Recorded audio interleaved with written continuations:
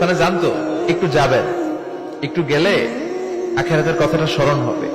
ওখানে ছোট শিশুরা শুয়ে আছে, কিশোর যুবকরা আছে, আপনার মতো তাগড়া যুবক মুরব্বীরা আছে। এরা এই এলাকায় থাকতো, এরা আকাশ থেকে নেমে আসে না, এই এলাকার সন্তান আজ নাই। একটা সার্টেন পিরিয়ড শেষে আপনিও থাকবেন না। This is the nature of life, this is the circle of life. ছোট্ট শিশু হয়ে এসেছিলেন, শৈশব, কৈশোর, যৌবন, প্রৌঢ়ত্ব, আগে ছিলেন সিঙ্গেল, বিয়ে করে হয়ে গেলেন ডবল।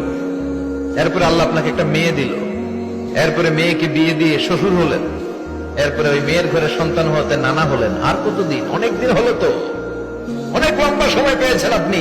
Think about that. এবার যাওয়ার কথা ভাবেন, আখিরাতের সামানের কথা ভাবেন, ফিরে যেতে হবে। কি শক্তিশালী যুবক, বার্ধক্য চলে আসলে লাঠি ছাড়া চলতে পারে না। কুচকুচে কালো দাড়ি সাদা হয়ে যায়, দাড়ির শুভ্রতা, বয়সের ভার, রং ধরা যৌবন জং ধরে শেষ, ঠিক কিনা?